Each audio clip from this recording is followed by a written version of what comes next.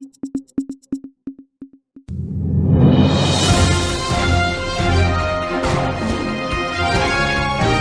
ವರ್ಗದ ಜನರು ಕೂಡ ಇವತ್ತು ಬಂದಿದ್ದರು. ಬಂದಿದ್ದ ಉದ್ದೇಶ ಸಕಲೇಶ್ಪುರ ತಾಲೂಕು ಇತ್ತೀಚಿನ ದಿನಗಳಲ್ಲಿ ಇದು ಬೆಂಗಳೂರು ಮತ್ತು ಹೊರ ರಾಜ್ಯಗಳಿಂದ ಬರ್ತಕ್ಕಂಥ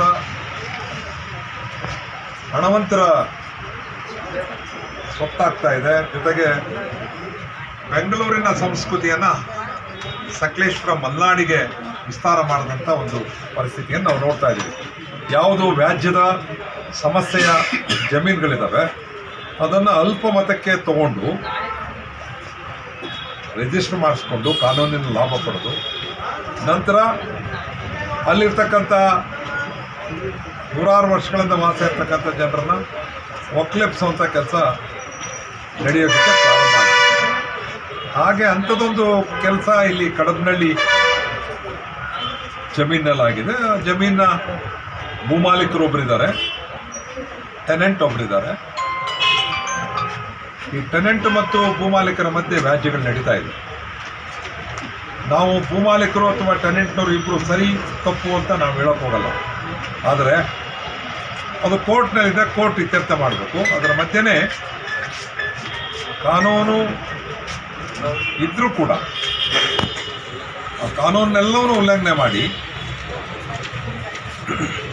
ರಿಜಿಸ್ಟರ್ ಮಾಡಿಸ್ಕೊಂಡು ಸ್ವಾಧೀನಕ್ಕೆ ತಗೊಂಡು ಆ ಸ್ವಾಧೀನ ತಗೊಳ್ಳಲ್ಲಿ ಅಲ್ಲಿ 16 ವರ್ಷಗಳ ಕಾಲ ಬದುಕಿರೋ ಜನರನ್ನು ಹೊರಹಾಕಂಥ ಕೆಲಸ ಬಲಾತ್ಕಾರವಾಗಿ ನಡೀತಾ ಇದೆ ಅನ್ನೋಂಥ ವಿಚಾರ ಪತ್ರಿಕೆಗಳು ಮತ್ತು ಜನಸಾಮಾನ್ಯರ ಬಾಯಿನಲ್ಲಿದೆ.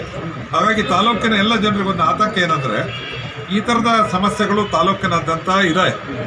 ಇವುಗಳನ್ನು ಬಳಸ್ಕೊಂಡು ಹೊರಗಡೆ ಇರೋರ ಸಂಖ್ಯೆ ಈಗಾಗಲೇ 30% ಜನರು ಭೂಮಿಯನ್ನು ಮಾರಾಟ ಮಾಡಿದ್ದಾರೆ, ಹೊರಗಡೆಯವರು ಬಂದಿದ್ದಾರೆ ಅಂತಕ್ಕಂಥ ಒಂದು ಅಂಕಿಅಂಶದ ಲೆಕ್ಕಾಚಾರ.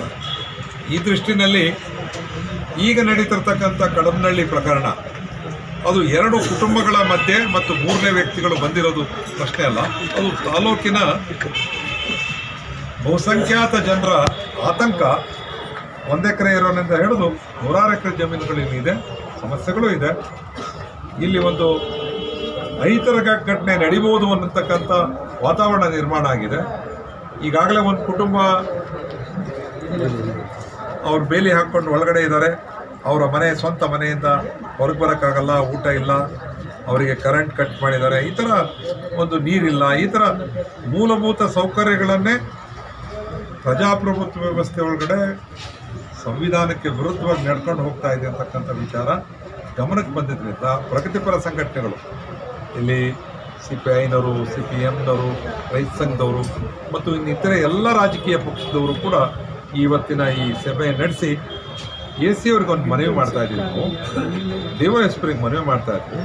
ಕೂಡಲೇ ಮಾನವ ಹಕ್ಕುಗಳ ಉಲ್ಲಂಘನೆ ಆಗಿರ್ತಕ್ಕಂಥ ಕಡಬನಹಳ್ಳಿ ತೋಟದ ಒಳಗಡೆ ಗೃಹ ಬಂಧನದಲ್ಲಿ ಇರುವಂಥ ಕುಟುಂಬನ ನಾವು ನೋಡಬೇಕು. ನಾವು ಈ ತಾಲೂಕಿನ ಪ್ರಗತಿಪರರು ಮತ್ತು ಎಲ್ಲ ರಾಜಕೀಯ ಪಕ್ಷದ ನಾಯಕರುಗಳು ಮತ್ತು ಜನಸಾಮಾನ್ಯರು ಏನು ಆಗ್ತಾ ಇದೆ ಅಂತ ಅದನ್ನ ನೋಡ್ಬೇಕು ನಾವು.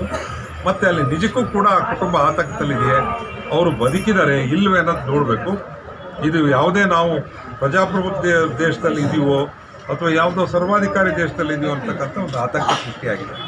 ಆ ದೃಷ್ಟಿಯಿಂದ ಇವತ್ತು ನಾವೆಲ್ಲರೂ ಕೂಡ ಮೀಟಿಂಗ್ ನಡೆಸಿ ಇವತ್ತು AC ಮತ್ತು DYSP ಅವರಿಗೆ ಒಂದು ಮನವಿ ಪತ್ರ ಕೊಡ್ತಾ ಇದ್ದೀವಿ. ಕೂಡಲೇ ನಮ್ಗೆ ಅಲ್ಲಿ ಹೋಗೋದಕ್ಕೆ ಅವಕಾಶ ಮಾಡಿಕೊಡಿ. ಮತ್ತು ಮುಂದಿನ ಕಾನೂನುಬದ್ಧವಾಗಿ ಕೋರ್ಟ್ ತೀರ್ಮಾನ ಆಗೋ ತನಕ ಒಂದು ಸ್ಟೇಟಸ್ ಕೋ ಅಲ್ಲಿ ಇರ್ತಕ್ಕಂಥ ಕೋರ್ಟ್ ಆಜ್ಞೆಯನ್ನು ನೀವು ಪಾಲಿಸಿ ಅಂತಕ್ಕಂಥ ಮಾತನ್ನು ಹೇಳೋದಕ್ಕೆ ನಾವು ಬಂದಿದ್ದೀವಿ.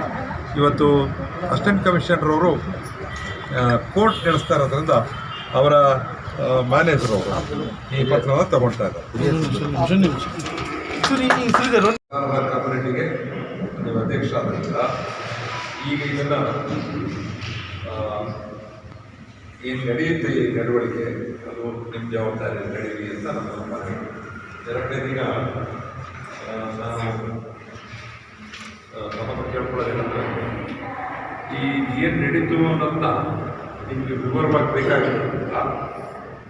ಒಂದು 5 ನಿಮಿಷದೊಳಗಡೆ ಆ ಕುಟುಂಬದವರು ಬೆಳಗಾವಿ ಸಂಘ ಕುರಿಯನ್ ಶೆಟ್ಟಿ ಸಂಘವು ಇವತ್ತದನ್ನ ಅವರಿಗೊಂದು ಮನವಿ ಕೊಟ್ಟಾಗ ನಮಗೆಲ್ಲ ಕೂತ್ಕೊಂಡು ಕೇಳಿದ್ದಾರೆ, ಅವರು ಅದು ಮನವಿ ಮಾಡಿದ್ದಾರೆ. ಇವತ್ತು ನಾವು ಎಲ್ಲ ಬಂದಿರೋದು